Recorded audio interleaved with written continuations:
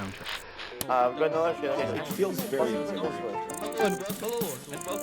Hello and welcome to the Unwanted Opinion podcast, the show in which me and my friends give our unwanted opinion on all things film. My name is Lewis and I'm joined, as always, by my good friend Kyle.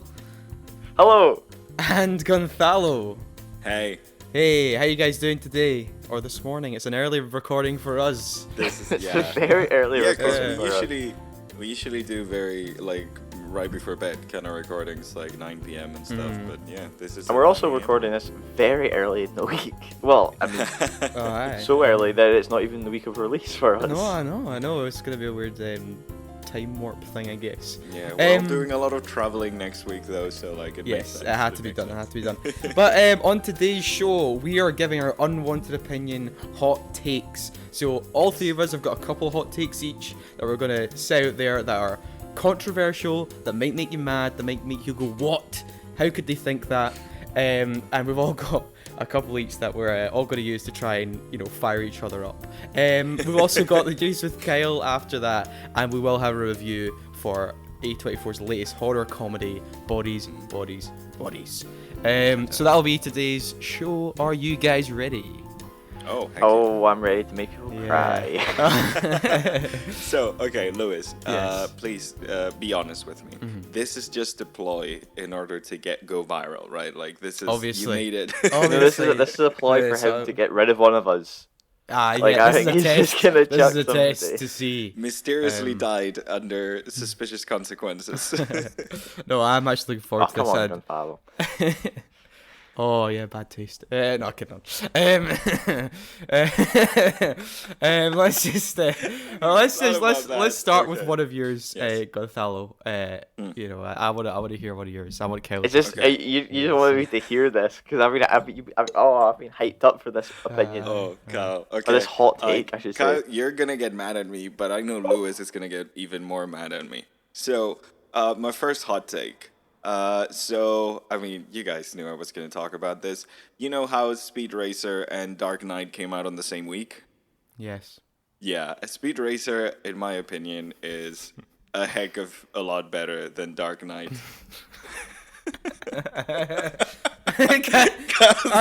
We need a camera. We honestly need to start filming reactions on we this do. because What is Oh, genuinely man. wrong with you? I don't understand your love for that shit film. that's good. That's really good. So that is my first hot take. Okay. I know here I'm offending two different parties because I know Kyle really doesn't like Speed Racer, and I know one of Lewis's favorite movies is The Dark Knight. So yeah, I think this is a perfect hot The take. problem is I have not seen Speed Racer. Who knows? Maybe I would say this is one of my favorite movies of all time once I've seen Speed Racer. Nobody says but, that. But Literally, one person says it. Why give us your reasoning why you think it's just Okay. a better film. So, nothing against Mr. Nolan or anything, but Batman Begins was a lot more I pronounced that weird, didn't I? Begins. Sorry, I'm Begins. foreign. Shut up. It's early in the morning. I'm not a morning person. So Batman Begins, in my opinion, was a way more atmospheric film. It had a lot more going for it. Gotham was like a place that actually looked gothic and weird and stuff. And then for some reason in The Dark Knight, they just filmed it in Chicago. I really hate Batman during the entirety of Dark Knight. You hate I don't Batman like just him at all. hands down, apparently. That is not true. I absolutely love Batman. I just don't like Batman in The Dark Knight. He's just, he's very lame. He's just a rich guy. He does shit. He looks kind of funny as well with the new cowl and stuff. I don't think it's that great, honestly. The Joker steals the entire show in that movie, and I think it's the only reason we really remember that movie as being that good. So for me, to begin with, Dark Knight has a ton of issues. I've seen this movie 5 times, don't get me wrong. Yeah. It's an enjoyable watch. But it has a ton of issues for me, this movie. And I think the only reason it's praised as much is just because Heath Ledger generally does a really, really good job. I want to jump in with the just Joker. there at that, Yeah. but I'll let you get to the Speed Racer's point. Yes. I love it because that's the thing I've seen people comment. It's this film actually wouldn't be good if the Joker wasn't in it. Yeah, but Yeah. he is in it, so you can't just say, "Oh, No, actually, I'm if you saying- take that essential character out, the film wouldn't be good." Well, obviously not. If you no, take I'm an not saying- important integral thing like that out, I get that. I'm Yeah. not saying it wouldn't be good if it didn't have the Joker in it. I'm saying it's not good even with the Joker in it. I'm saying the Joker is the best part of it, but still doesn't fix the movie for me. It doesn't make Right, okay. it good for Right. me. So Like how's- makes yeah. it enjoyable, but it doesn't make it good. The plot itself is like weird. Like it meanders a lot. It's just like even like the plan that the Joker has, I don't think like really opposes like. I think for a movie like this to work, you have to have like a very kind of like opposing kind of like ideology between the main character and the villain and stuff. I don't think that that's like really a thing. what? I What? That's Yeah, the. like- How is that not the thing? how is They that have not a the whole thing? interrogation scene, basically like how these two are literally, and also there's Two-Face in it, which also adds to this metaphor that they're literally different sides of the same coin. Yeah, I know. But it One's doesn't really chaos, work. one's It's order. Yeah, but Two-Face kind of just like literally just goes bad in the middle of the movie after the fridge. What's her name? Rachel. Which I'm still annoyed at because she had agency in the first movie. In this one, she's just like, oh no, she's my girlfriend. No, she's my girlfriend. What, And, bro? You are watching a different film. Never is there a bickering, like stupid, scene between Christian Bale and there's- Bruce Wayne and Two-Face There's being not like, a actually, scene of them she's my bickering, but girlfriend. That's her role in the movie. Like her role is to be like, oh no, Bruce, I'm no longer your girlfriend. I'm dating this guy now. And She's he's also like, the "Oh, only no," one and who then can she get cheats through on to him. Bruce, and she's also, in don't her know, I own just- character No, is actually no. already like I know. intelligent is- and can. Can we move You know, to the Is other she- side is she of in this his one? hot take Yes, here, where we'll he's- get he's back to this Dark Knight thing. praising? Don't you worry. No. I want to talk more about why he's praising Speed Racer. Yes, I want to yes, just that's say that fine. Yes, okay, yeah. I've quickly just So- checked some IMDb reviews because I always think they have the best titles. I found two which are amazing, which was Yeah. I felt like I was on speed for the entirety of this film, and then the Yes. best one was Speed Race to the feature exit. No, right, okay, Gonzalo, you've Okay, already talked so about Speed Racer. Those are my before, but gripes. Yeah, reiterate those are why my it's better. gripes Yeah. with like the movie, and I'm not saying it's a horrible movie and it's completely unsavable. Like Dark Knight is a pretty okay film. I just don't think it's a fantastic film. And when this comes to par is with my thoughts on Speed Racer. First of all, flat out, like the best one the Wachowski sisters have directed. I think like they freaking nailed it with this movie. And don't get me wrong, it has a couple of issues. Some of the things with the younger brother are pretty annoying. But overall, this movie, it's trying new shit and it's making it work. It's going completely wild with the visuals and the storytelling. And the thing that like makes this movie so much superior in my eyes, and again, this is my unwanted opinion. The thing that makes this movie like so much better than The Dark Knight, in my opinion, is the emotional rawness of this film. Like Dark Knight could be good if you look at it like plot wise, and maybe it makes sense and stuff, but like at no point during that movie did I feel more emotions than, oh, this is cool, or oh, this is interesting. Whereas when it comes to Speed Racer, I feel like it's silly because it's raw, because it has something to say, it has an emotion to like convey, and it's a very personal and very kind of like like just a very raw kind of emotion. And I feel like the reason it succeeds is also the reason it failed in the box office. It's because it's very sincere about that. It's a very vulnerable movie. It's a film about art, about pursuing one's passions, about doing it despite the world being a cynical and dark place that sometimes might want to corrupt those passions and turn your pursuit of art into a business, into something that they can capitalize off. And I feel like it tells it in such like an openly just vulnerable way.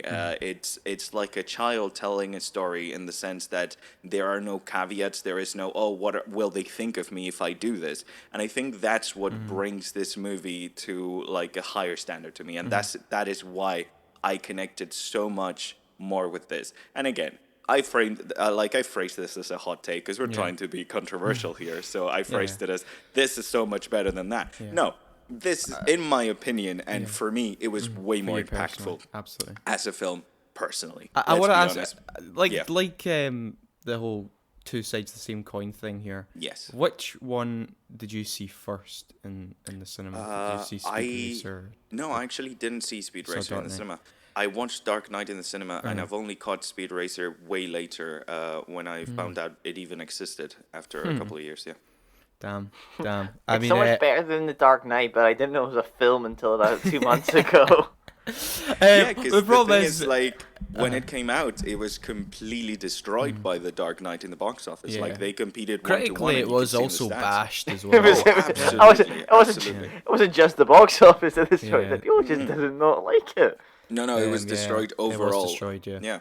Yeah, no, 100%. Kyle, have you seen Speed Racer by any chance? Yeah, and my God, as a kid, right, even I was like, God, this film is long and boring. Like, you occasionally, it's God. long, it's like... those are fighting words if we're going to follow them, man. Jesus, okay. I mean, like, I sat down, I remember watching this, and I didn't watch it in the cinemas. I watched it like a year afterwards on on a DVD or something like that. Yeah. And it was 2 hours and 15 minutes for this kids film. Yeah, that's... And I'm like, what the hell is going on here? I was just kind of like so confused. And I was just like, occasionally you had like, it reminded me at the time of Spy Kids. Right, okay. Is it Like kind of got that feeling, the that Spy heavy Kids? CGI. Right, Yeah. yeah. Like, I know that would say, that was if you purposeful, look at isn't them, it? and then all I CGI. remember It has is, CGI that doesn't look photorealistic, but like it's not because they couldn't, it's because they didn't want to, which is really funny. but like, I just remember at the time being really confused, and I'm going to send this into the chat, because I was like, why is their dad Mario? Oh. Right? Look at this, I'm sending it into the main chat. Look at John Goodman in this film. Oh, it's so good. My God. It's so good. Does that not Guys, just if look you're, like Lewis. if you're listening, just look up, and you have the chance, just look up, and you're not in your car or whatever. Look up John Goodman in Speed It's Racer. Speed It's Racer. Mario. He looks like It Mario. is so Also, Mario. if you like his mustache in that movie, that is exactly the mustache that Lewis is sporting right now. Right, you say I've actually been subconsciously inspired by John Goodman in Speed Racer, 100%. a film I The haven't movie seen. you've never Speed seen. Exactly, Racer. 100%. Well, No, I like, guess I just found it like, Yeah. I just didn't find it like pretty. I mean, I know it's an early 2000s film that's heavily CGI, but just like, none of it really like appealed to me. I wasn't really kind of invested in the characters. I mean, obviously, as Gonzalo says, the younger brother and the monkey really bloody annoy me. Right? Yeah, they're the biggest issue I have with the film. Honestly. I don't know if you looked into this recently, but the only reason I found this out fairly recently was because I went down the Nope rabbit hole about the whole Gordy stuff, and I was like, oh yeah, how many incidents of this, like, of a monkey losing it on set? Yeah. There was animal cruelty in this film because obviously the kid has a monkey, and apparently the monkey bit the kid one scene, and a bunch of like guys started beating the monkey up on set. Apparently, no. now that's like rumored because apparently like the whole like animal cruelty guys got in on this, because obviously they wanted to use a live. Do you know what I find that hilarious? Why of everything in this film is CGI, they decided to go with a live action monkey. Yeah. You know, it's literally 99% of this film is CGI. Yeah. And they decided to use a live action monkey. But But like, let's see, get. if you look at the posters are ugly. This entire film is ugly. Oh, see, that's the thing, because I know it's strongly disagree with the animation style is obviously meant to be. I know it's meant to be kind of like high octane anime kind of focus, kind of. I guess that's the direction they were going in. It's not even that. It's trying to replicate a very specific early age of anime. Like, think more Japanese Hanna-Barbera. I don't know if you've seen the actual original show. No. It's not very good, but it's like this idea of like the repeating frames and the like backgrounds zooming by and like looping, and so like it's trying to imitate that kind of look that the original film had it, but like obviously like dialed up to 11. Yeah. Also, just a quick the Racer X in it looks like he's in a CW superhero costume for the entire thing. And it's just ugly. Let me just quickly kind of go looks over a lot like the Dark Knight. the old Daredevil costume, actually. Let's just kind of quickly go over the Dark Knight, because I know this will connect to Kyle's as well. Okay, let's go. Soon after. But with the Dark Knight, look, this is one of those films that it's because that is so really integral to sort of my childhood and actually me kind of falling in love with cinema. It really is the first movie that I'm just like that I remember seeing cinema and just being like blown away by something that was really kind of completely different to me at the time. To you, you're like, this guy's a psychopath. I'm not that. No, I'm just talking about the way it's actually filmed. It's a really like a neo-noir realist crime thriller that is not a superhero film at all. Like it's so grounded in a reality that it's even though like there's a realism in the Batman that's so stylish and has a lot of comic booky aspects. That it still kind of has that comic book kind of thing. This, even if you have realistic comic book movies, this is the one that really just looks and it feels like it's in the real world. So it's not really close to that genre. It's like if you got like a heist movie and just dialed it up to 11. Yeah. It's just it literally is a crime noir feature that has Batman in it. And it's also just the way when I saw it as a kid, it was like, this is something completely different. It's like a really serious, dramatic, hefty adult film that when it came out at the time. And look, every time I rewatch it, I'm always nervous. I'm like, I don't think I'm going to like this as much as I did before. But every time I do sit down and rewatch it, and I rewatched it quite recently, actually, like 6 months ago, I'm always so captivated by it. I'm always so blown away. The Hans Zimmer theme is so good and gets you so pumped and excited. The Joker, and I also think the most underrated aspect of that film is Two-Face. It's Aaron Eckhart's performance as Two-Face. I think he's so good in that film. Role. I don't think his performance is bad. I just have a bit of an issue with the writing at some points with him. Because I think they always show they give a good reasoning that he is on the verge of, he is actually unhinged, and especially that bit where he takes someone hostage when he's still Harvey Dent.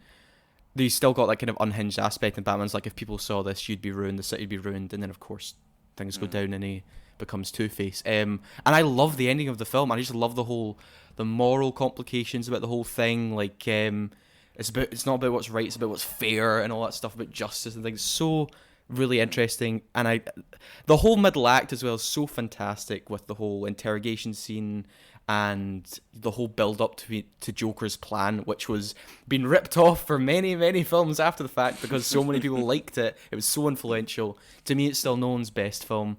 It's just so exciting. And I know people have a problem with Batman's voice and things.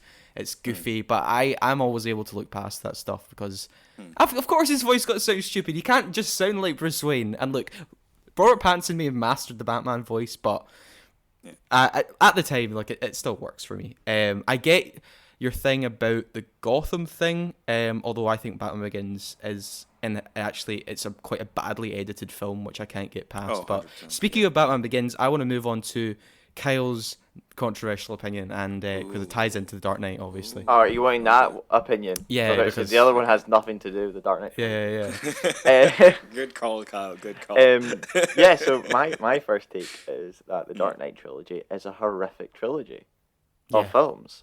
I don't disagree. I don't disagree. I don't disagree either, and I was just singing his praises. I imagine there'll be a lot of fanboys going out there going, the Dark Knight trilogy is amazing, and I think they're all just lying to themselves, right? Yeah, because it doesn't work as a trilogy. No. I don't know, right? If I would be interested to see if there was plans for a trilogy originally, or if we do know that sadly, like Christopher Nolan did have plans that Joker was meant to still be the main antagonist into the third film. And obviously Heath Ledger passed away. Right. He never got to do that vision. Yeah, okay. I don't think that it is a good enough No, obviously not. It was a horrible set of circumstances. But that I happened, think yeah. the one, like, so many things about this trilogy are so inconsistent, right? Yes. Because I can imagine that Christopher Nolan, one, probably wanted them to all be the Dark Knight themed. But Warner Brothers were like, nah, we can't have the first one be Dark Knight because nobody will know what the fuck it is. So they're like, we have to go It with has to be By the called way, Batman. Yeah. Batman Begins, one of the worst like superhero titles of all time. I rewatched these films all recently, right? And this is when it kind of like dawned on me. Yeah, where I it's was like, okay, we have, you have so many inconsistencies where you've got the city changing so drastically for each film. So the first film, like saying they actually try and do a Gotham, right? They actually try and do some Gotham, and I was like, oh, okay, cool. And then I watched the second one, and we're like, oh yeah, Chicago. But then we go to the third one, and you're like, oh, it's New York City, and you're just like, you're like, what is going on here? Why are we doing this? I feel that could have worked if those three cities were in each one of the movies. Like if the movie showed that Gotham had parts that looked like Chicago, like New parts York that looked like and, New York, yeah. and parts that. But like they never intertwine. It's always like in each isolated film, which I think it's. Yeah, it's funny hilarious. because you were saying about the Batman Begins Gotham's more atmospheric, and I've always thought the design of Gotham in Batman Begins was. It was like half. It was like some buildings were trying to be like the animated series, and then like it's like Arkham Asylum just kind of looked like a slum island. It was really strange, and I never really got. I'm actually kind of glad he kind of ditched it in the next one to just kind of make it just a normal city, because I was just like it was so inconsistent. Go full on. What I would like to like add on to the whole like whole take of this is that the first film feels a lot more comic booky. Yes, because does. we have, yes. we've got a very more comic book villain with like cool, the Scarecrow and the whole like drowning the city in this toxic gas. Yeah. And then the next two are not as comic book like, where I'm not saying that the next two are more realistic, but like they're very more grounded. It is very much like they kind of panicked or something, where they're like, oh They're no, a we different can't. genre. Yeah. Because like, see, when you watch the first film, you can think, right, I could see villains maybe like Dr. Freeze showing up in this universe because of how we're introduced to the fear toxin and Scarecrow and Ra's al Ghul and everything like that. You're a wee bit like, oh, okay, this maybe has a wee bit of the kind of fantasy aspect that some of the villains have. And then you go into the Dark Knight, which really just is this is realistic. Film. This is just realistic. Full on. Where I'm kind of a bit like terrorist, pretty much. I like aspects of. I mean, the Dark Knight is probably the best. Not probably. It is the best one out of the trilogy, easily. And you're sitting there going, I like how the fact we have, a really grounded story. They're trying to make the gadgets more realistic. What I always found entertaining was that I think it's in the second one where that one Wayne employee actually figures it out. Yeah. And then Morgan Freeman's character is just you're gonna blackmail your boss who goes around in a cape at night and beats up people, and he goes, okay, maybe not. And he just goes. It's just basically like, oh, people figure out like, look out. I like how he just goes, yeah, you're right, but also, why the fuck would you do that? Sort of thing. It's See, really... and I know this will contradict Gonfal's opinion, but after what he says with Speed Reader, I'm not paying attention. The Dark Knight by itself is just a masterpiece. Yeah, and it works all on its own. I always think it actually gets pushed down being sandwiched in this trilogy. Yes, absolutely. Because, in the sense where I saw all of them in cinema. Right, I saw every single one of these in cinema. I was a bit kind of thrown with The Dark Knight because it was such a different tone, a kind of change in everything. And then, but you're like, okay, this could work. But then we moved to The Dark Knight Rises, guys. And I know how there was a whole thing about the Joker being involved. Now, even if the Joker was involved, I still think that would show its kind of flaws, where you would have two very similar films and then just the Batman Begins, which feels like a completely different trilogy. I'd say that's still kind of like 2 is better than none of them. I guess in a trilogy. Because the problem is with Dark Knight Rises is that is a third film which then goes, right, we can't carry on with things we did in the second film. So although the Harvey Dent thing's really the only connective tissue between 3 and 2, but then they kind of go, right, let's go back to the Ra's al Ghul stuff that we did in the first film and sort of like, but it's like we moved on from that. Like it feels weird that it's trying to connect back to that first one and just kind of like, we need to fulfill Ra's al Ghul's destiny sort of thing, and it's like, but really that was always kind of hokey. Yeah, because like the whole Ra's al Ghul thing is like a completely different genre than what it turns. Than what it turned into, exactly. Exactly, because it tries to be like super serious and realistic about it, but like the first movie was not super serious. That's my thing, is that they don't have the balls to stick with this kind of fantasy aspect, because there's always been fantasy in the Batman hero lineup, because obviously we've got the Lazarus Pit, I also hated what they did, because obviously Nolan was like, we're never going to have Robin in this. And then I don't know if like maybe like the WB execs or something went, nah, we need to have set Robin in up. this, guys. Yeah, just maybe. And then they just, the name drop thing's a bit weird. With The Dark Knight, like you say, like, the first one's kind of leaning more toward, it's like half and half of comic book, and then also have that really realistic aspect, which made it so different. And then you have The Dark Knight, which went full realism. And then The Dark Knight 3 is, to me, the hardest to pinpoint. It's such a weird film. Like, it is just such a really weird, kind of messy thing. I mean, there's parts I find really entertaining. I think the opening is fucking brilliant with the plane. It's so well shot. That's an amazing opening sequence. It feels opening sequence feels like Nolan just doing something cool that he thought up in his head that had nothing to do with the movie. Just to do it, like it feels like he was like practicing for Tenet or something like that. He's like, definitely. I have this like cool idea. Let's try to do that. But as a film, it kind of struggles to get going as well. It's like Bane's in the sewers and stuff like that. I'm like, what? And then it's a very slow beginning, and then on an action front. But after the opening sequence, the action front is not exactly great. I didn't like Bane as a villain, because I like Tom Hardy's performance. I think although people have kind of made fun of it a lot, I actually think it's quite good. It's quite good. I don't think his performance is bad. I just think using Bane as a villain, because there's nothing unique to him as a villain. You've got Ra's al Ghul and the Scarecrow at the first film, right? You've got the Scarecrow who's this Scarecrow was great, honestly. He's a therapist, but he's like, wants to make people insane.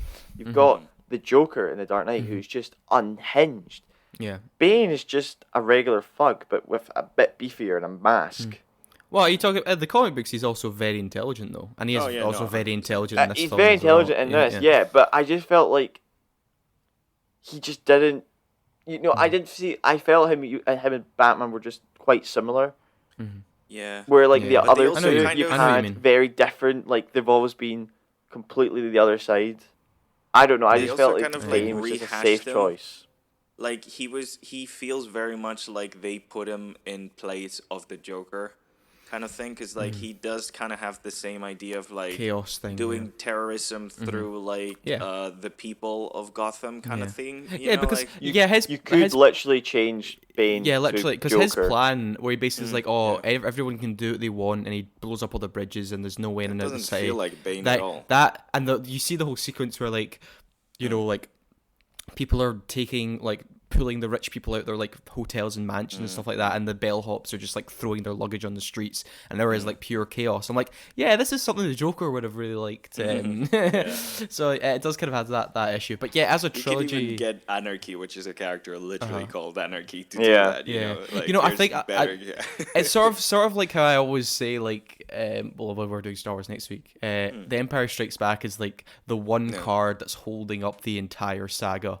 In this House of Cards thing, it's sort of the same way. The Dark Knight is holding up, and people kind of elevating this trilogy higher than it is because because it has a fantastic film in the middle of it, which also you can completely watch in isolation. You do not need to watch Batman Begins or the one after, and it literally is a perfect film in its own. I think the most interesting part of the Dark Knight Rises, which is the whole idea of like the whole government collapse and like societal change, like that whole thing is explored only to a surface level, and it never really says anything.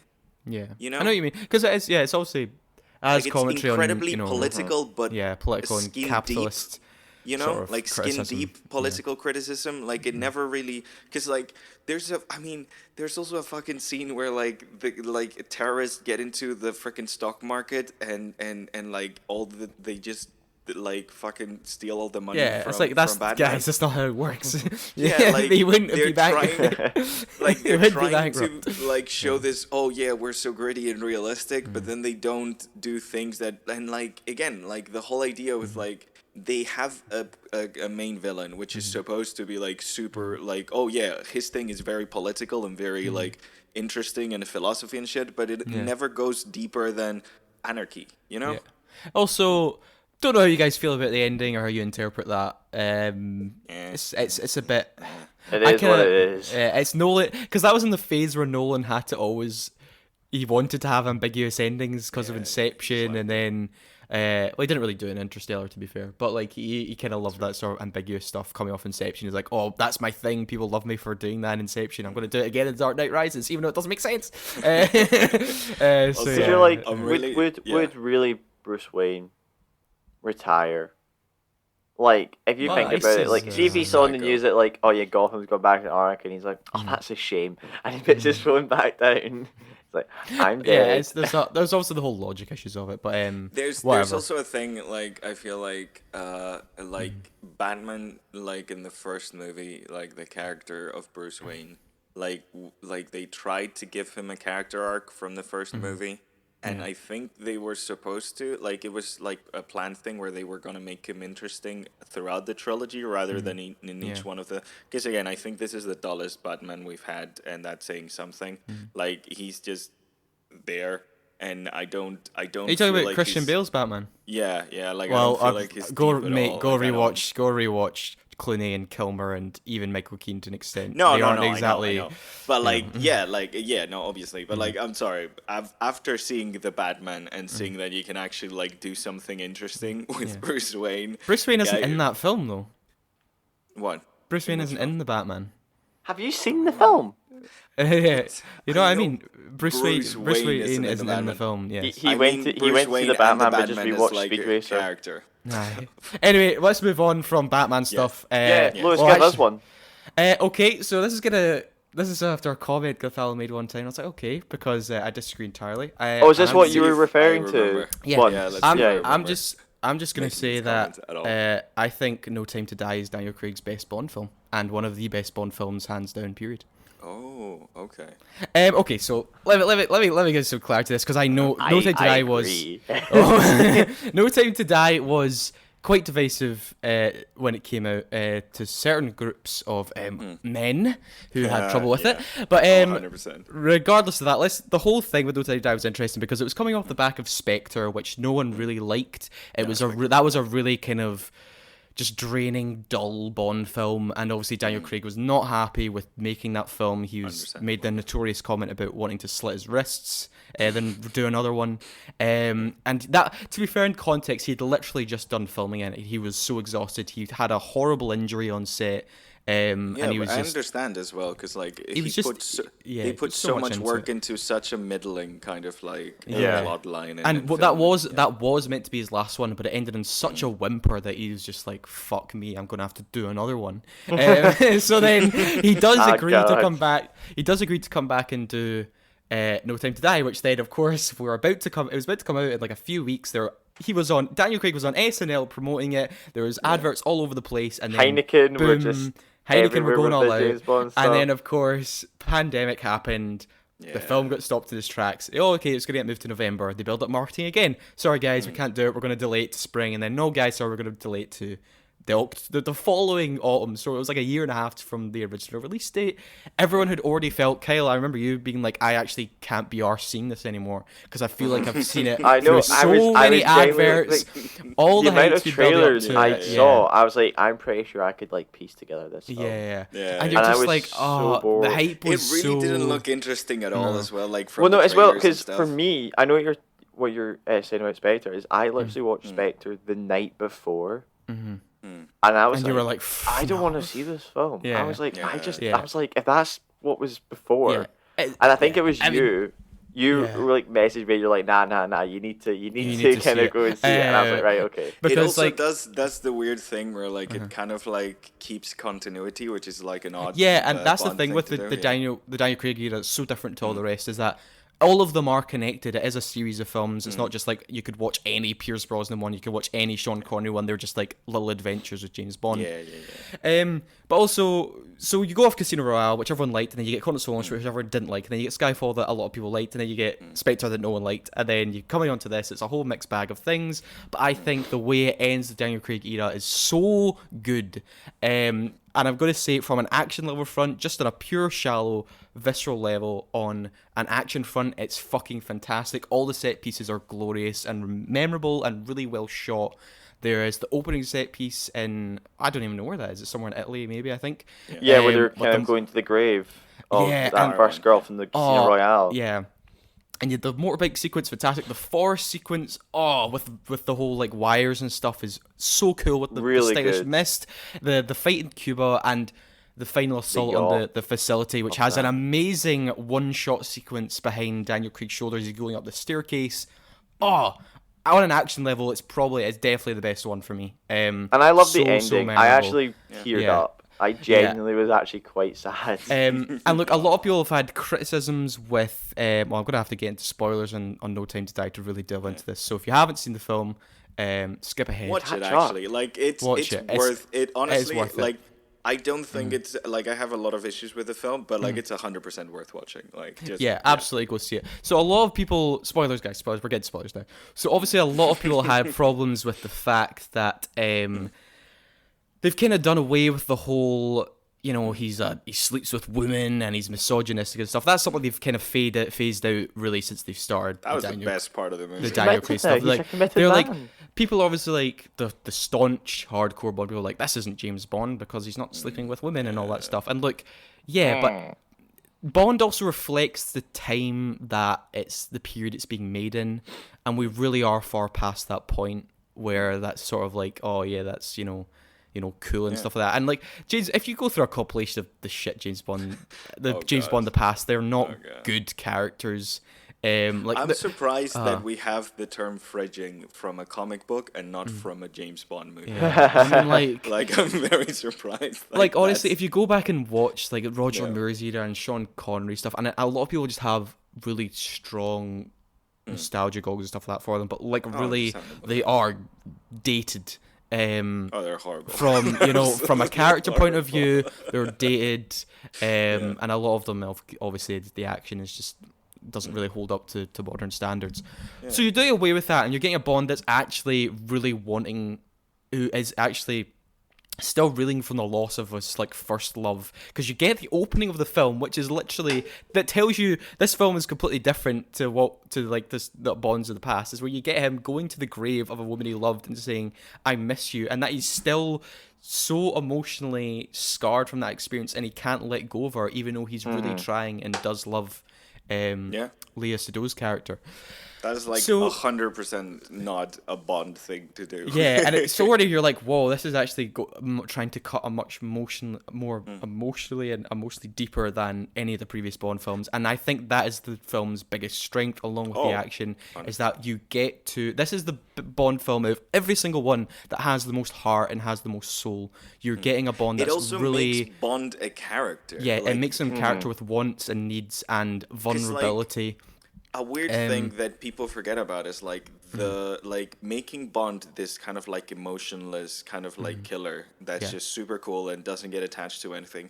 Like that also kind of hurts the character itself. Yeah. It's not only like it hurts everyone around him, which he of course does, but like it generally makes Bond a way less interesting person, and I think that is the number one strength of this movie, that it's trying to de-Bond itself, like the dadification of male characters, which we've seen throughout media, from like The Last of Us to God of War, like the idea of like getting like toxically masculine classical like characters and actually giving them depth in a way by making them make connections with other people, like 100% best part of the movie. But yeah, so and there's a scene where obviously it's found out that Bond has a daughter now, which is a really bold step to take with this character, because obviously that's probably what got so many people riled up. It's like, Bond can't have a child, Bond can have love and affection. So you get to that point. Yeah, no, and you get to that scene where he's literally just talking to Lea Seydoux in the kitchen, and he's literally just like tearing up. And I have to say, Daniel Craig is this is the best Bond performance he's ever given, because he's giving it all physically and emotionally. Like, he's really, I think he was just and he's tired also as well. funnier in this film as well. Like, he's really giving it his all to make this, you know, the best version of his character and the best way to go out.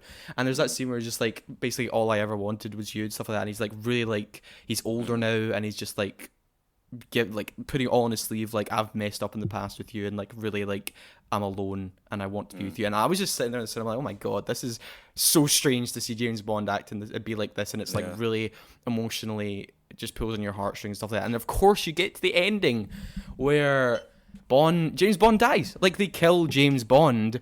That is just like, obviously it's like, you can't do that. No, people just like you know, their brains can't compute that. They're like, oh, I can't understand why James Bond is dying. Like, no, you can't do this to my hero.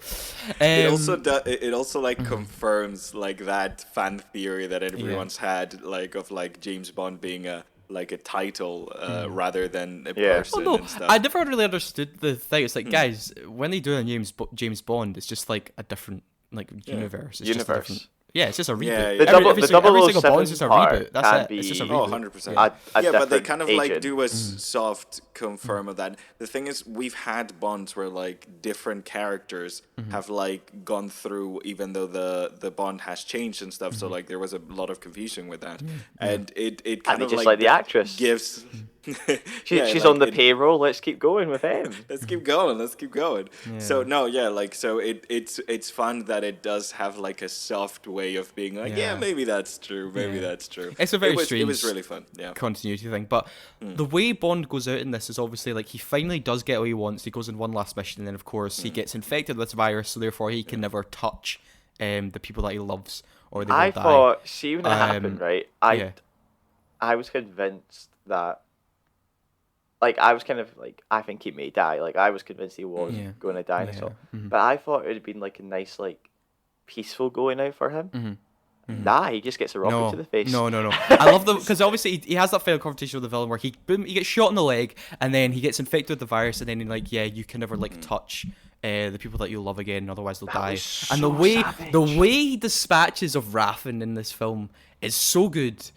Just this final villain who's just like, he breaks his arm in that, and he just has him on the floor, and he doesn't even look at him because he's obviously so like destroyed inside that's what he's done to him. He doesn't even look him in the eyes and just like shoots him on the ground, like just dispatches him like he's dirt. And I'm like, yes, that's so good. Then he's like, well, there's no point. Like, technically Bond could have just left and just never seen them again, because he'd be like, I mean, I like, it's just connected to your DNA.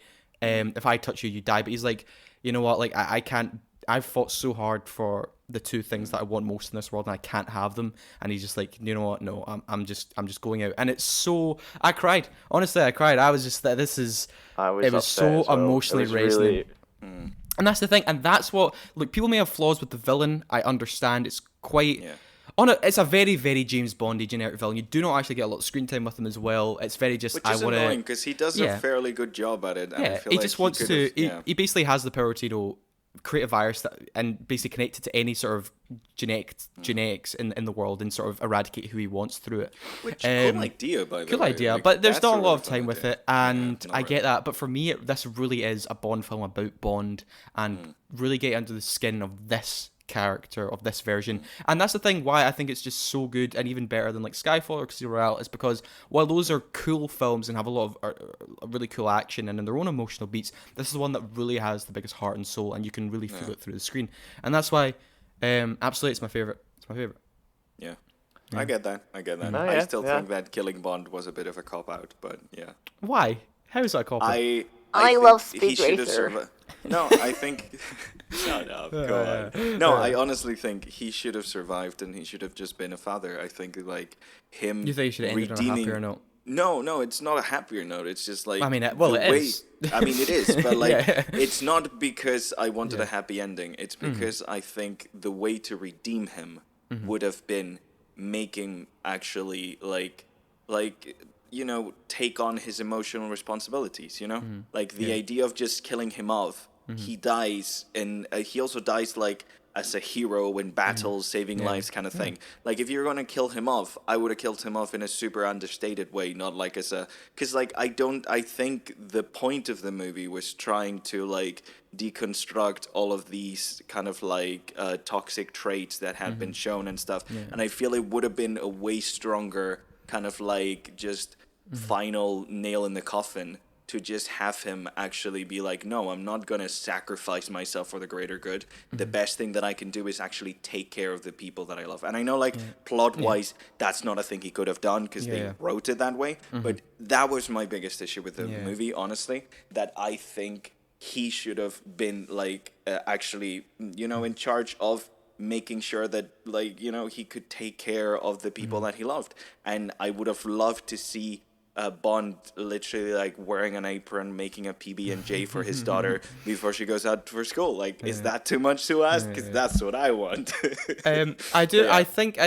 Well, the ending in itself, I think it does. I don't know. I think it's a good summation of Daniel Craig and especially as his character where he's got to this point and like so basically he's so tired of it and he's so out. But it's quite incredible that Daniel Craig at that age, coming off Spectre, who really didn't give a shit, is giving it. He really is giving it 110%. Like, really is the big action star. Oh, yeah. And also the big emotional heavyweight of the film. But yeah, it really does feel like he had input into what the story of this Bond was going to be like. Absolutely. Like, and it's quite funny because obviously Danny Boyle was originally going to direct this, and then he went off because of script issues, and everyone thought it was because of James Bond was going to die at the end of this film. And Daniel Boyle was, I think, said like, nah, I like that idea. I wanted to do that. So it must have been, it was maybe just the whole story. He just wanted to do something else. But anyway, Gothal, let's move on to your next controversial take. Okay. Oh man, damn it! I forgot this was a controversial because this one, like, we pretty much all agreed, like that was a pretty good movie. Damn it. Okay, well, I'm gonna get you guys pissed. I'm sorry, Kyle. I don't think the first Avengers is a good movie. That's my hot take. Dead air. Yeah. Okay, go on, Gothal. You have to preface your argument before we jump in. Come on. Okay, so I think Avengers, the first one, is an okay movie at best. I think the plot is dumb and meandering, and the emotional payoffs aren't really there. I think the filmmaking, whereas it has like some standout scenes where like it's really well done, has a lot of just really shoddy filmmaking, like especially in the ones that are like the big action scenes. It's just like dull and boring and not like interesting at all. Kyle is just revving up for this one. And I think the only reason we look at it as fondly as we do is because of what it means historically, rather than how good the movie is, which I agree, like, historically it is very relevant. It is kind of the first of its kind if you ignore all the Universal crossover monster movies. Like, it's the first one to like really do like the whole comic book crossover kind of thing, and do it pretty okay. But it feels to me like it's literally just standing on the shoulders of a bunch of introductory movies. It feels like the reason they get together is because a random agent that they maybe sort of know dies, and he had Captain America cards, so they must save the world. And Loki. Loki is a fun and charismatic villain, I guess, but also like, I don't know. It's pretty fucking bad when you compare it to someone else. First of all, I just want to ask you one question. Yes. And where would you rank take the 4 Avenger films, rank them for me, just quickly. Okay, so Infinity War, I think it's the most interesting one. Right, okay. Then maybe Endgame. Okay. Then maybe Avengers, and Avengers Age of Ultron. Sorry. Right, okay, we're okay for now, because I thought for a second you would beat the Age of Ultron. No, Age of Ultron is shit. No, and I was going to actually smack you. No. I'm not saying it's the worst. No, I'm not saying it's the worst Avengers movie. I'm saying it's bad compared to good movies, not compared to other Avengers movies, you know? Apart from you being completely wrong, we'll dive into the reasons why. you're saying there's no like emotional payoff where it literally sets up the idea that Tony Stark will actually sacrifice himself. And he does it. He does. He does sacrificed. it. Like He makes the literally play. in every single Avengers movie, we're shown that I he's was actually really touched. willing to Yeah, to sacrifice. You're really touched was watching so Speed Racer. I was so your emotions scared mean for nothing Tony to me at this Stark's moment. I was so scared for Tony Stark's life. I was like, oh my god, they're totally gonna kill him. I am No, so but it's so the ready for no, Tony it Stark was to die. it was the idea that they're like this could happen, and then they paid it off. Oh yeah. Oh, Right, yeah, they did. and see your To be honest, really although I've wrong always had a opinion. Sorry, No. I'll let you go on. I'll Lewis, let you go on, shut your Ken. mouth. The Phil Coulson, the your whole thing about them, they came together because of the death, like that was planned. Like Nick Fury literally, because they say that in the series, like it was a those, stupid ass plan. but it worked. He needed something for them to bring them together. Kyle, it worked because they wrote it to work. Yeah. It didn't work because. But also, it worked. I don't understand why that's a script issue. That's not really a script issue, though. I think that is a good emotional way to connect them. I don't think so. No, because there is no connection to this secondary character, and I. But don't they think all his had death- it. They all knew him and all all had a had connection to experience. him. All Sort talked of, about but, experience like, with him. Honestly, I don't think Phil Coulson was this. Like, I'm sorry, but like when you're bringing people together over something, like the something that you're bringing them together over is like No, like but it wasn't. it's the It wasn't core the fact. of the movie, It wasn't you know? the fact Yeah. that they just like some of them just had relationships with him. It's the fact Yeah. that he died believing in you working and being a Yeah. team and working together, and they're like, right, this guy No, actually I believed get in us it, and I we can get do it. it. I'm not I saying don't think it's that's a an issue with the film terrible at all. movie. I'm saying it's just yeah. dull and uninteresting. It's not like it's not nothing really special. Like again, it's just very substandard. Like it feels like a bit of a paint by numbers kind of thing. Like it doesn't really like. I don't know, the whole thing with the Hulk whose arc is I can't control, well, I'm actually always angry. Like there's really not that much meat to this Can I movie. just say, it's a lot of like show and not a lot of actual substance. I've There's just nothing wrong no, with wait. that. I enjoyed it when I was a kid. I've just rewatched it recently and I was like, this is shit. Can I just say, I just realized the irony. Val, can you stand up? I just want to make sure you Yeah, are yeah, wearing yeah, what I yeah, see yeah. you're Oh wearing. no, Yes, yes, you're yeah, right. I wore it specifically for this. I wore it specifically. Gonzalo is actually wearing a Marvel Yeah, yeah. t-shirt at the moment. It's Look, specifically okay, for this. Gonzalo, on the shoddy sort of filmmaking By the front, way, I'm wearing a I- Speed Racer t-shirt. It's just I will say, like, see, when I first saw this when I was 13 years old. When I saw this on the opening night, I remember being like the first 20 minutes of this film, the whole first opening sequence. I was like, this feels off. Like this doesn't feel like it feels quite weird and shoddy and like rushed. It's really strange how they just go, boom, look, he's here, and the facility's falling apart, and it doesn't look very good. I get that, and the whole kind of first half is obviously building and bringing them all together and stuff like that. But I don't know. I think there is, and it's obviously because of what this film leads to and what it meant for 100%, franchise cinema as a whole, kind of to this point, for better or worse. There is still something really kind of wholesome to now seeing what the state of the Marvel Universe is. There's something so kind of wholesome about the film. There's something so... I think there is a really feeling of like just... It's got a complete feeling to it. It feels like a good, solid summer blockbuster which builds to a great final action set piece that's actually really well done. Has some really decent visual effects. See, I don't know. I think it okay. really just works as a really, and I think it feels right as an Avengers film. It feels like the most kind of, even though they are building to it and they all come together. It's the most kind of Avengers-y film out of all of them in a weird way, I like don't know, because of the it way they just- click.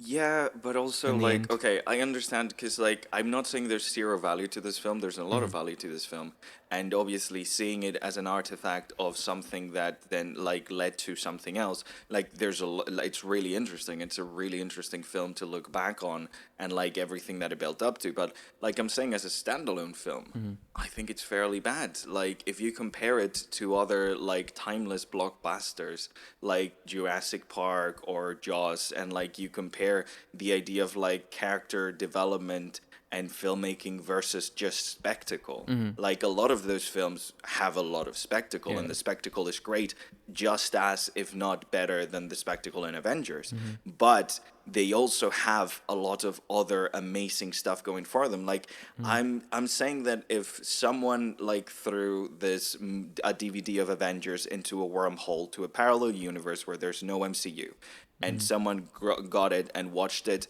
they wouldn't think much of it. Like, if it was separated from everything else that the MCU is, which I'm not saying it's something you should do or something, like, I'm just saying, if it was a standalone film and you just saw it as is, I don't think it's a very interesting movie at all. Like, it takes so long to even get the plot started, which makes no sense, because then it feels like the only focus of the movie is that actual battle scene in New York is the only thing the movie seems to actually care about.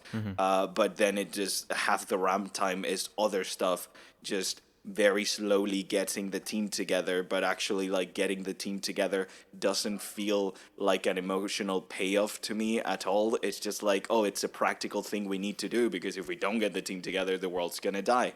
And having that pressure of, hey, it's just the thing we need to do, takes away any, like, emotional depth to the thing. Also, the freaking stakes of, which I understand because it's a superhero movie and it's the thing to do, but, like, the stake is world end. That's not a very interesting stake to me. That's not something I can get on board with. That's not something I will just really say, care about, you know? I think it is because, look, when was the last time I saw the first Avengers film? Maybe like 3 years ago. I think it is just because I think of where it stands and what it means for. It's kind of interesting to look back on it where we are now in the Marvel franchise, 10 years on. Actually, Jesus Christ, That's a lot, yeah. and just to sort of see. I don't know. I think it just works, and it works in the way that the MCU really shouldn't work. It has become a major problem now. Is that you need to watch everything to get all the characters, and to really get the most out of it, you need to watch a fucking million things. But I think because that was so in its day, you could literally just watch Iron Man 1. Didn't even need to watch Iron Man 2. Just watch Iron Man 1. Just watch Hulk, Thor, and Captain America, and then you get a really satisfying picture which builds on those films, and that, you know, it crescendos in this moment. And in a weird way, honestly, most franchises this would be the last one. Like, we've had the 4 films, this is the big finale where you see all the characters come together. And I think that it's kind of the only film in this whole series that I feel like earns the right to be like, oh yeah, if you watch that, you get this reward at the end, and it becomes more satisfying. Because post that point, you then it does become a bit harder, because you have to watch so many other things but, to like, then build also, on that. Also, if you think of it as, like, the last On its own, movie, it does not. It does struggle to work. I will give you that. That's but true. like, yes, but, like, even if you think of it as, like, the payoff for these like 4 movies building up, like, the only leading thing to, like, what the big threat in this movie is having, like, Loki and the Tesseract appear throughout the past movies, which is like it doesn't feel like an emotional payoff to the last, like, movies that introduced the characters, which, again, I also understand, because they weren't really planning on it until, like, halfway through those movies being done. It wasn't like I get it, but it feels like if you're if you have the 3rd movie in a trilogy, like, you're going to explore the themes of the past movies, not just use the characters and the setting of the last movies. And even if you're looking at it as a big payoff to the previous films, it doesn't feel like an emotional payoff to the previous films. It feels like a literal, technical, and maybe lore payoff, but not really like a character or emotional payoff to me, personally. Okay. And it feels like the first, like, it was received fantastically because it was doing something new, and it did it in a pretty decent way. Yeah. But I also feel like a lot of the issues I have with this Avenger movie, looking back at the whole of the MCU and all the issues I have with it currently, it feels like they all started there. And you didn't notice at that time, because I fucking loved the Avengers movie. You didn't notice all these issues because, like, how could you, you know? But, like, looking back, I'm like, yeah, the issue of, like, having very one-note, threads, very one-note characters, arcs that you're supposed to sort of intuit between movies because they're not really shown. Like, that kind of like a lot of the issues I have started here. It's quite interesting how you bring this up because, like I was saying earlier, I was like, oh, every time I'm scared to watch The Dark Knight again because I'm scared it's going to ruin my thoughts on it. But then I was like, nah, they just affirm them even more. I will say, out of everything we've talked about so far today, you've made me scared to rewatch that film. Sorry. because of the state. Obviously, I am a person that's fallen out of, doesn't really care about the Marvel universe anymore. Like I've kind of just moved on from it. I'm not really interested. Not going to watch a bunch of this stuff anymore. And because of those issues I have with the whole franchise as a whole, I'm now scared to go back and watch this film. But look, I still remember, and when I watched it a few years ago, it is still a really solid summer blockbuster action film, and it still feels kind of weirdly small scale in terms of where the Marvel goes eventually. But so let's move on to Kyle's final take. I'm so sorry for this. I'm interested here. No, I'm really sorry for this. I think, Lewis, you should go first because I think mine might derail it a lot. Oh, okay. Especially with you two. I think I may have to decide. Because I think after I say mine, I don't think you'll want to speak for a wee while. Okay, fair. Well, this might be a bit hard pill for you to swallow, Kyle. But for fuck's sake. We're all attacking Kyle. Don't worry, I'm gonna attack you two in a second. Okay, we're kind of on the theme. I was tossing up which ones to go for. But I'm gonna go with this. This is the one I feel really passionate about. Joker is the most overrated comic book film ever made, and one of the most overrated films in modern cinema to date. That's my bold claim. Kyle's thinking. I'm gonna actually admit I kind of have started to agree with you because in that time I have seen Taxi Driver and the King. Oh, you have, right? Yeah. You have seen it, right? Okay. Well, I don't know if you saw King of Comedy came on Disney Plus. No way. Yeah. Oh my god, Disney has that. That's messed up. That's messed up. Is that where I saw it? I think I saw it on Disney Plus. Okay. Probably they're having. Was it a Fox movie? I think it was a Fox movie. Give me a second. I want to confirm that just in case. I'll just get into this, right? So right now, if you look at IMDb, Joker is the 72th. That's a strange word. Yeah, sorry. Just confirming it is on Disney Plus. The King of Comedy. Oh wow. Well, I need to rewatch that. So. You have the Joker, which is, according to IMDb users, is the 72nd greatest film ever made in the history of cinema. No, it's not. The main problems I have with it, of course, this, like Kyle was saying, this is not really an original thing to say. But if you have seen Taxi Driver, Martin Scorsese's Taxi Driver, especially that one, as well as a lot of elements from Kings of Comedy, but mainly Taxi Driver, because if you watch that film and then you go watch Joker, you go, this is pretty much the exact same film, just less nuanced, and with it's the same film with less nuance, and a film that has to literally in the film have its protagonist tell you the theme of the film, which is something I'm still not over to this day, that I can't believe someone got away with it and no one's taking the piss out of it. But I'll get into that, right? So you have Arthur. This is obviously this is trying to, like, Todd Phillips is trying to make this like auteur vision of, like, imagine this interpretation of the Joker's origins, right? And I will say, and I've said this, I remember my friend Jesus was not a big fan of this film either. And I said this point to him, I was like, look, if you called this film Arthur, which is the name of the character, and you had the exact same film, maybe just change the clown makeup with something else, and you had this exact same film, not one soul on planet Earth would have cared about this film. Yes. No one would have cared. The reason this film became so big as it was is because Warner Brothers, ingenious marketing, by the way, coming off a film festival, I think Berlin or Venice, the film was premiered, and one critic said, "Oh, this is like the violence, the depiction of violence in this film is like it's so obscene and brutal, and this is going to cause." What it's saying and what it's saying about the world and society is going to cause riots and it's going to cause outrage and stuff like that. And brilliantly, Warner Brothers went, I'm so thankful someone came with this bullshit, so we can just double down on that in marketing, but like, this is going to be an insanely controversial film, and when you see it, you're going to be changed forever. And I have a feeling that critic was not actually, a critic. Just a Warner Brothers employee. Even if that was a critic, by like, I don't know the quote exactly, but if it's similar to what you just said, like they probably meant it in a negative way, saying the ideas showcased in this movie are very similar to exactly like they're very similar to that idea of like the white nationalist, I deserve this, like. Because they kind of are. Because, I mean, Taxi Driver, a lot of people, like, watch that movie and take the wrong message from it. Absolutely. It's literally a massive criticism but, in like, culture. But that's the thing. Effects like, of the Vietnam War on America, it's got a lot going for it, I feel like Taxi Driver, like, manages to, like, be nuanced enough, like, that you can, like very clearly see that it's not trying to hail its protagonist as a hero, but an anti-hero. He has dialogue where he's basically just a racist, misogynistic, like really fucked up character.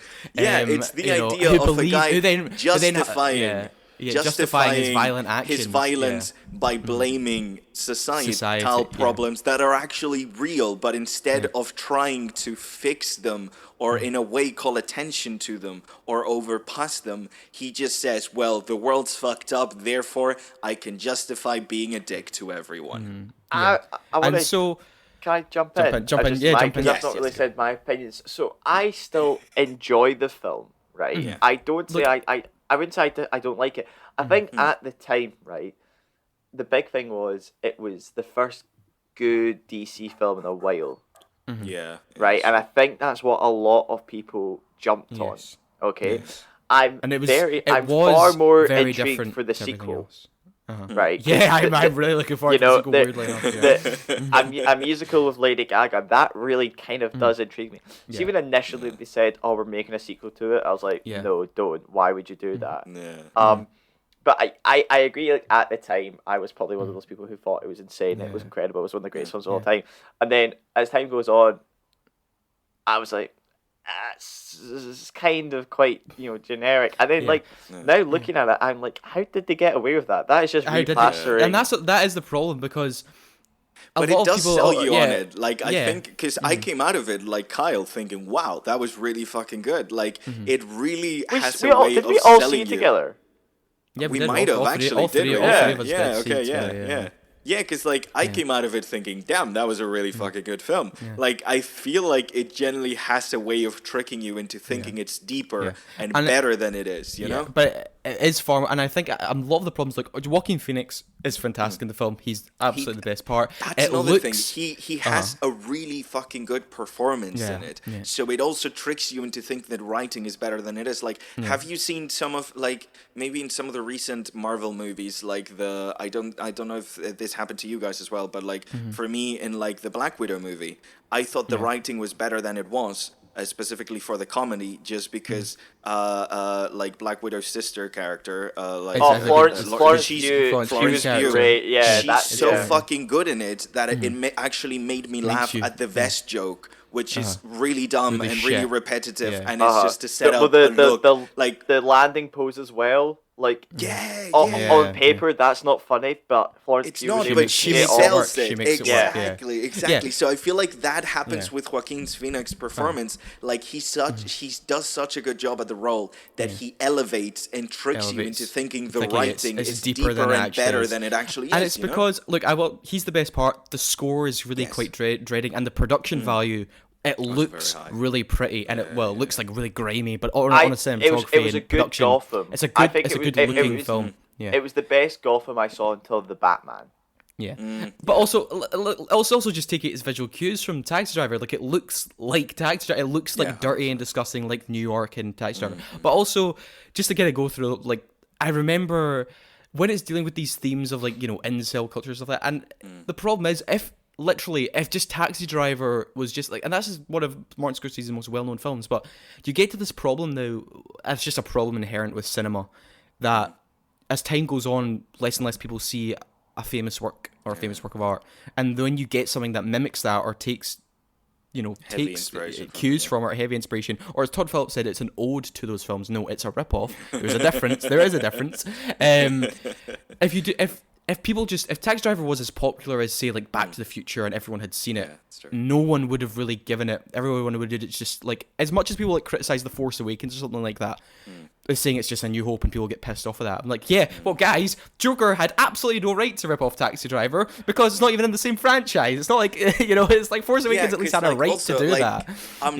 I'm not against like the idea of rehashing ideas, and because Star Wars is one of my favorite movies of all time, and it's basically just Akira Kurosawa's Hidden Fortress, but it with sci-fi, and I fucking love both movies. Like I think they both work individually. Like I have, but they are visually they're very visually and very story-wise distinct, very different. very yeah, distinct. Different. But yeah. like, I have no issue with artist stealing. I think as an artist, it's your job to steal because what else are you gonna do? Everything's like it's fine. My issue is that he doesn't steal well. Like my issue with this movie, because I don't give a shit that it's a copy of Taxi Driver if it was a good copy of Taxi Driver. You know what I mean, Lewis? Yeah. But that's the problem, is when you get to the plot, you then taking...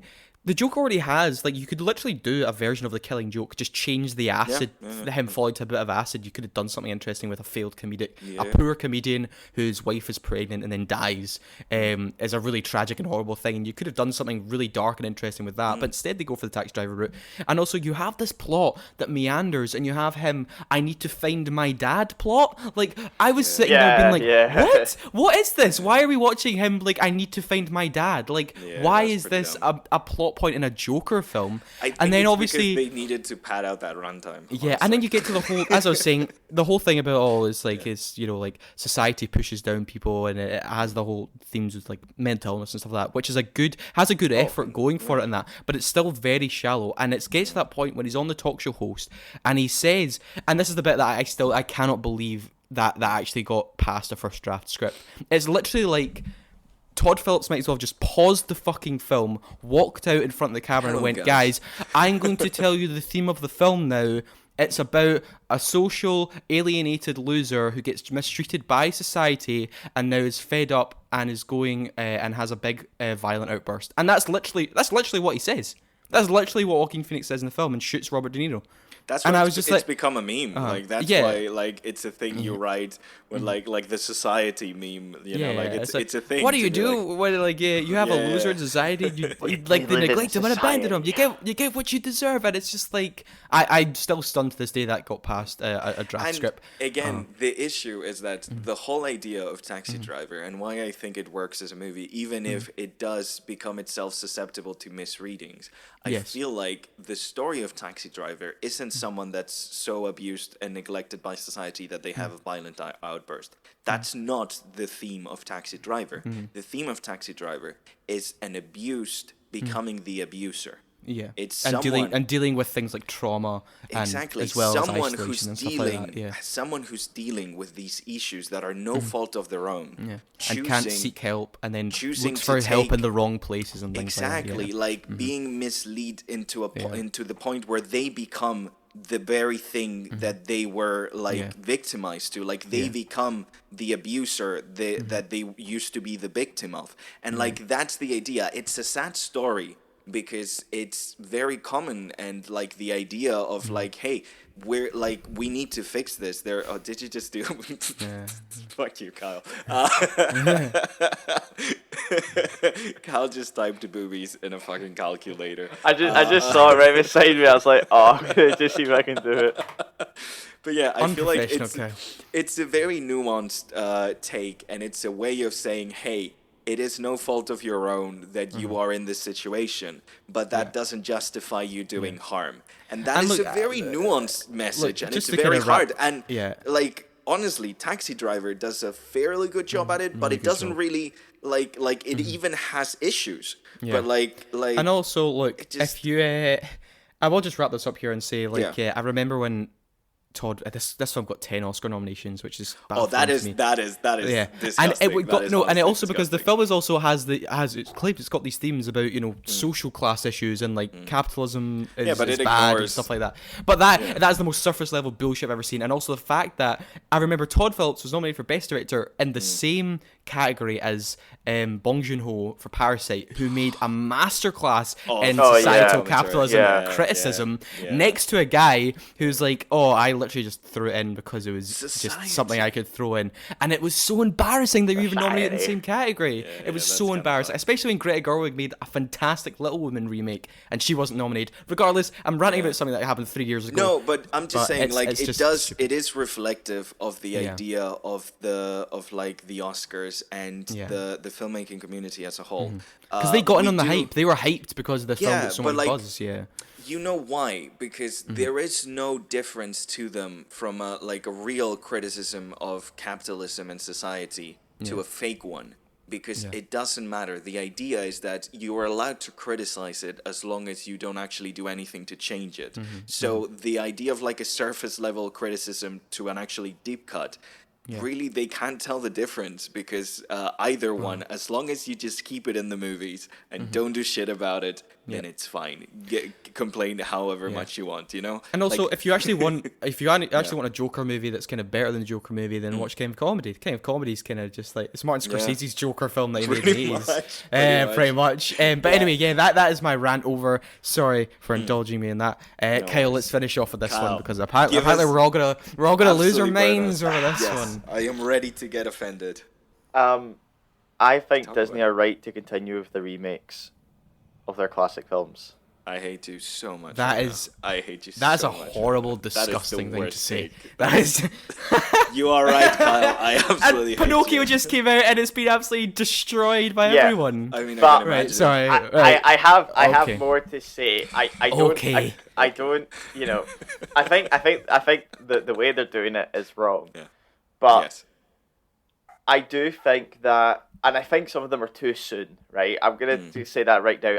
My statement's not supporting all of them. I think The Lion King was far too soon, but I do think at some point it's maybe the progression of keeping these stories alive. Maybe not in so much remaking them. Maybe like remastering the original films Right, to kind of right. keep them.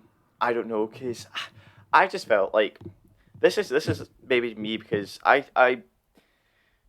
at least as you know, I taught sailing for the summer, and I would kind of like break the ice and ask people what their favorite films are or something like that. And I always kind of ask, "Oh, have you seen the original such and such?" Like, no, that's an old film. And I've seen a lot. It's a very of young... sad modern thing, yes. Right. People This go is watch this. old films. Yes. So my statement was maybe more for shock for you two. Okay. Yeah. But I'm feeling that the current generation aren't wanting to watch these amazing classic films, right? All the classics that are these classics aren't original stories. They are adaptations of fables, of fairy tales. Yeah, So that was yeah. the first. That was the first change, was that when Disney decided, wait, kids maybe aren't reading these books. We should make films of them to keep these stories alive. And now we're getting to a different cycle where certain people or younger children as well are like, oh, I don't want to watch that. It looks really old and boring.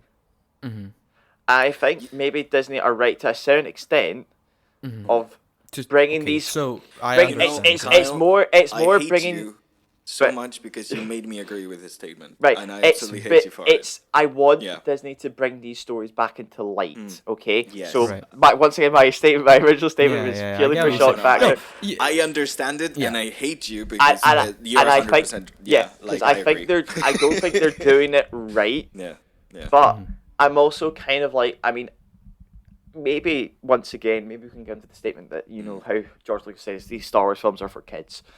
Maybe Yeah. that's what I'm trying to say. These remakes are for the kids. Like we could go See, back. I would rather see right now.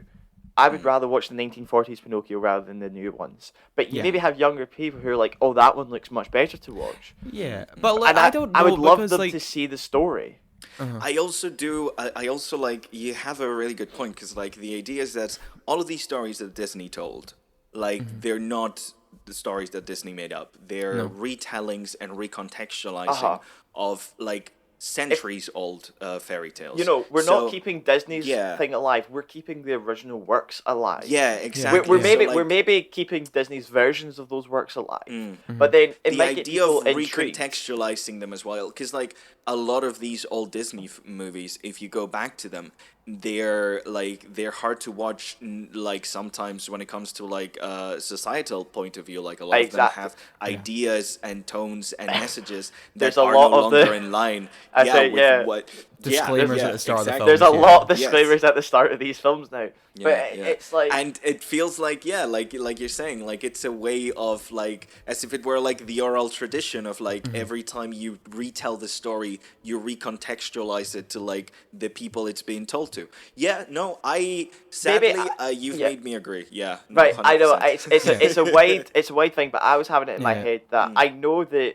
Let's take Pinocchio for the most common factor, because I know we're getting a more true to source adaptation with Guillermo del Toro's stop motion animation in December. His I think we're Netflix getting one. it. Which I think is a better way to do it. But even if we get the sense that if you have a child right now who watches this Disney one, right, which personally I won't watch, because for me I still have love for the original cartoon one. They watch that one. In 20 years' time, they're like, oh, I used to love that film as a kid. Oh, let's see if I can read the original book. And then that's helping keeping the original source alive. And you can take that for everything. Like Robin Hood, you can take it for all the Grimm brothers stories.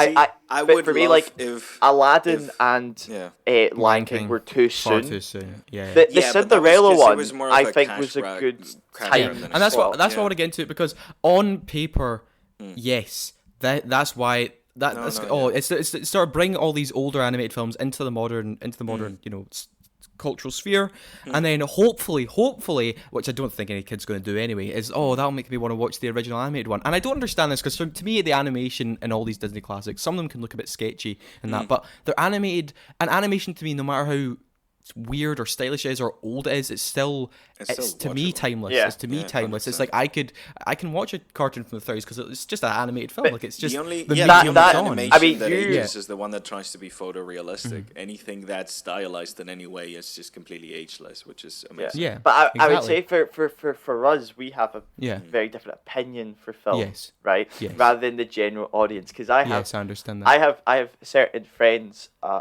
won't mention them on air, that I know won't look at anything if it looks older than like 5 years old. Yeah, no, I have friends as well who just like they have struggled to watch old films, and it breaks my heart. It breaks my heart, because I will watch any old animation, because I think animation is timeless, but I don't think for the general audience, and I just really want these stories, not the films. I want the stories to stay alive, and like I think we were right in, I think the Alice in Wonderland stories maybe did that a kind of good, the newer movies. I'm not saying that they're good movies to us. No, but I know what you mean. I'm very much stating that these. But, and I will say, like, I don't, like you were saying about the remaster thing, like, I think if Disney truly, because I know they aren't doing it to sort of, keep these stories alive. They can say that all they want, but that's not why they're doing it. The fact that they did Aladdin and The Lion King shows their hand that they aren't, because those were extremely expensive, shallow, horrible films. Can we look at Pinocchio again? Because that went straight to Disney Plus. Yeah, I know. And I'm wondering if that's maybe an opportunity for them. If they put, I think they put it in Disney Plus because it's shit, and they wouldn't get any money. But look, I think the problem is, I think if they really believed in that ideology of like let's just remaster them if that's what they want to do, although I don't think you should touch them. Obviously, that's not they could literally just make an ideology. effort. They can make an effort on their own streaming service to market those films 100%. every day if they wanted to and keep them alive. But the thing is, when you get something like The Lion King, which to me, to me, it's just not a film. It doesn't work because the whole act of expression isn't, and like there's no soul in that film because no one can represent the soul because nothing is emotive because they're animals. Yeah, but like I don't think Kyle is saying that like the way Disney's doing it is the correct way. He's just saying I know. That's what I'm saying. That is the soul, but that's the soulless side of it. They aren't doing it for the good side of it. They're doing it for the money side. And The Lion King it's one of the most successful films ever made, and people. Actually, that's the way they experience that story for the first time, and I think that's really fucked because that is a really no, seriously, it's such a soulless, horrible film that takes all the expression, art, and integrity out of that original film, which, by the way, was already a questionable rip-off of another, what was it, The White Lion or something like that? Kimba the White Lion, questionable. But already that film looks incredible to this day, the first Lion King, 100%. And it's iconic. And I think even if they didn't remake it, that would still be a film the parents make their kids. You brought up Guillermo del Toro's Pinocchio, right? Like you brought that one up. I feel like that seems to be more like what you're saying that should be done. Like trying to tell the story again in a different way, but like with this artistic integrity to it. It's not Yeah. about keeping the brand know- or keeping the copyright. It's about, hey, this is a story worth telling. Let's tell it Yeah, again, kind of thing. and I want right? to jump on to Lewis's comment there, and I do think you're completely right. I think they should look at what story they're wanting to bring into light for the new generation, and really look at what is the best way to bring it across. Because obviously, for any princess film or something, live action is the best suited way. I want to say that not to. I just want to just jump back on the Pinocchio train. They, the Pinocchio film is live action, but they kept the puppet animated because obviously you're talking about that expression. You can't just have. You wouldn't want it just a bland face. Looking at the Lion King, right? Because obviously, a few weeks ago we had that kind of Twitter trend where everybody was comparing the shock factor on Simba's face when he saw the stampede coming. Yeah. Like, that's why I'm saying at certain points you need to go and not have it live action because you need to get that feeling. So that's why I was saying, like, I kind of like the idea that they kept the Pinocchio character CGI because you could get all the expressions on their face. Is it good CGI? That's another debate. But I'm happy that they kept certain things so you can feel the expressions.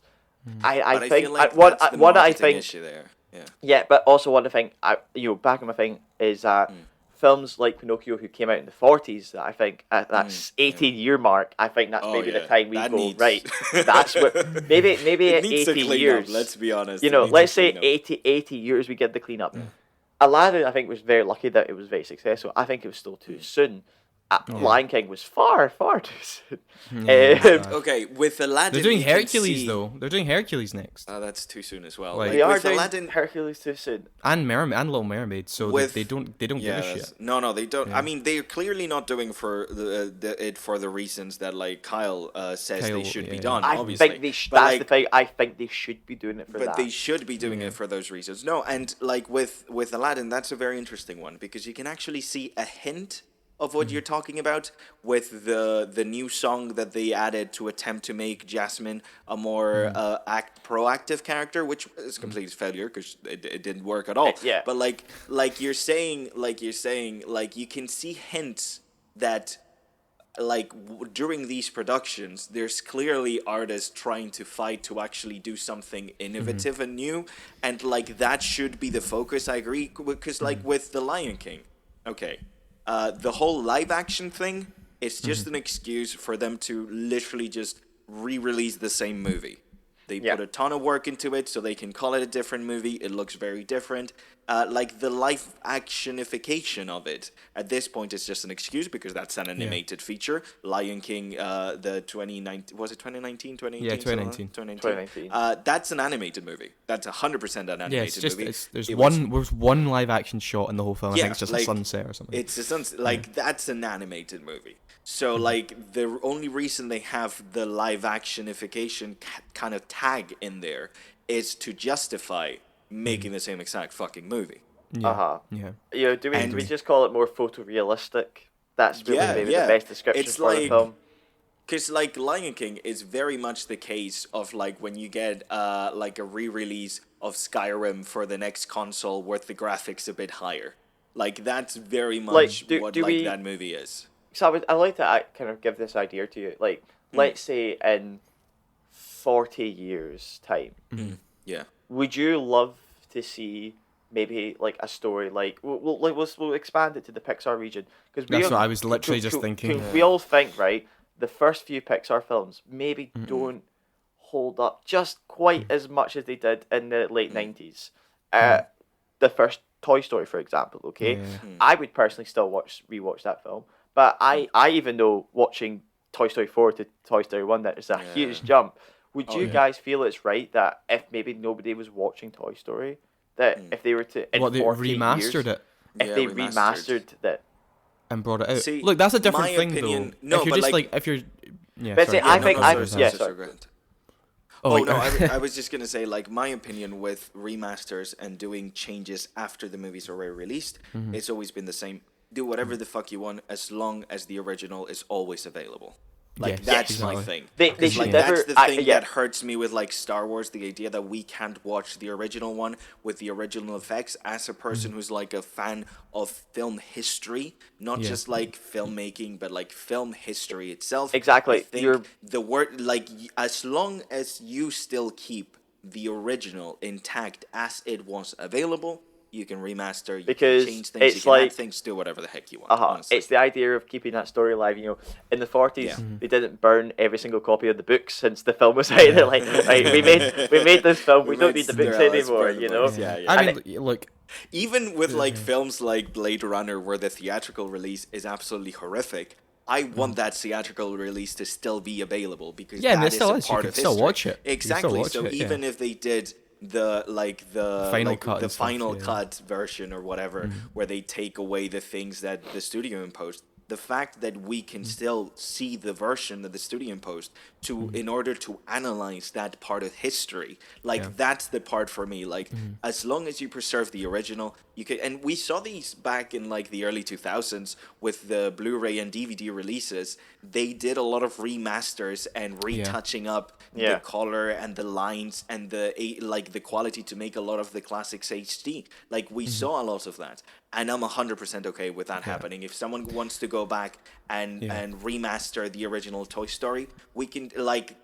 That's fine. as long that's as it's like, perfect. As you know, long as the just, original it's just you a can still gloss get. up. It's not Yeah. really anything else. It's just So I think- exactly I the think- exact I same think they film, can just looks do better. that. Even with if they make changes, CGI make films. changes, as long as I can watch, like, because I don't mind the changes and the remasters being bad.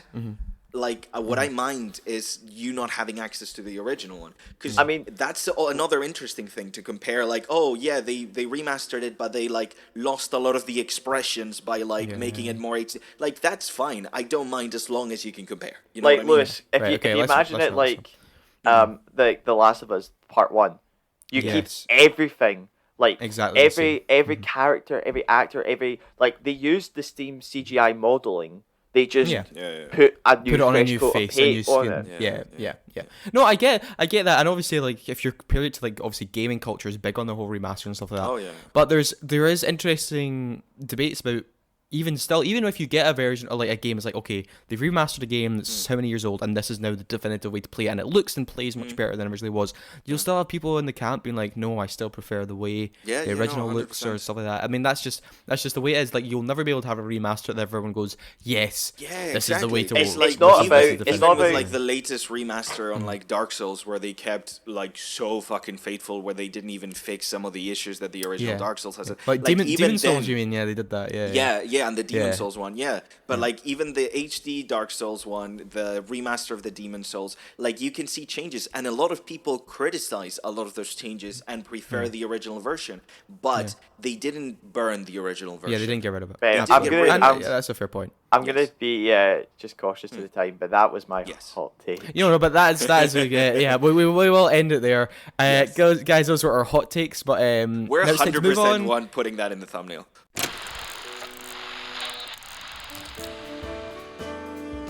And now, reviews.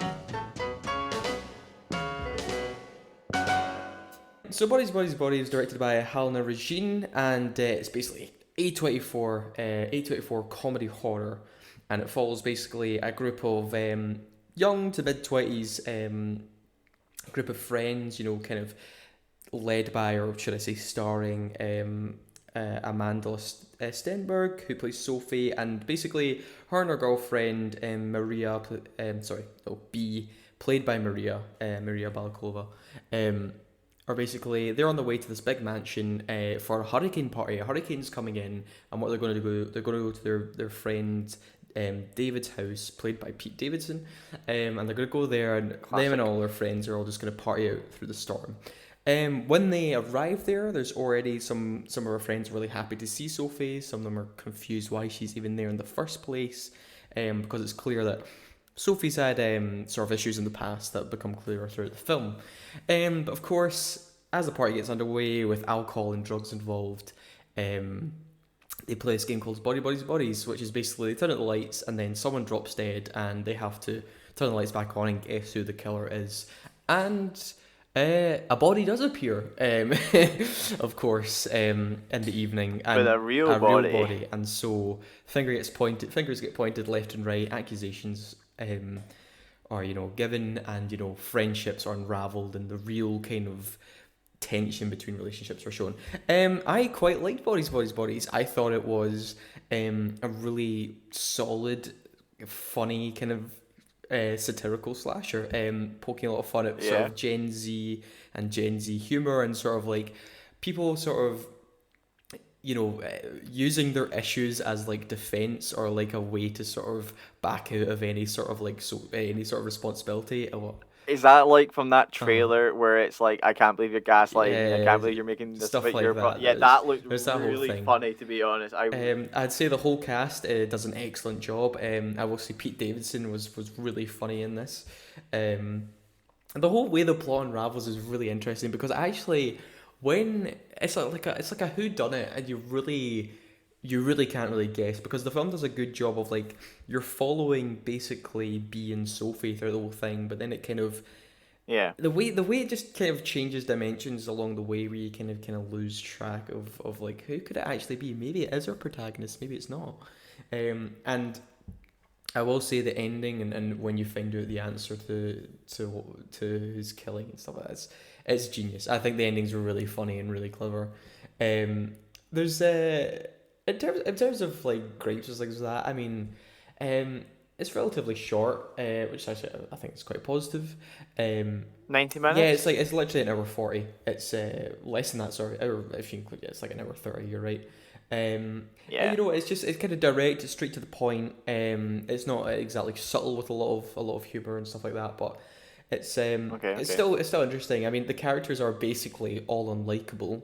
So if you're not into like unlikable characters, cough Gonzalo, you might struggle to follow this film, because that's okay. He's not responding. Exactly. So he's agreeing with you. Yeah.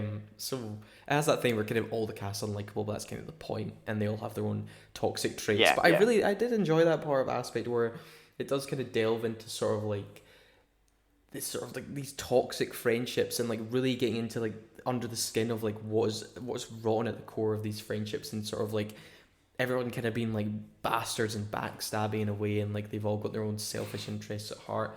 Yeah, I just really like that sort of criticism of it. It's decently shot. What would you rank it? Give it a number. It's kind of hard. It's because it's like one of those films where I'm like, yeah, that's solid, and it really just comes down to what it is, and just like it's sort of like one of those things where it's like, I enjoyed it and I had fun with it, but I wouldn't like rate it like, it's not like a 10 out of 10 or anything. It's just like got a, it's a personal response. Like, I'd probably give it a solid 7 out of 10. It is quite good. It's not breaking the mold, but it's really fun. It's fun and it's a good time, and I quite liked it. So I'm gonna give Bodies 7 out of 10.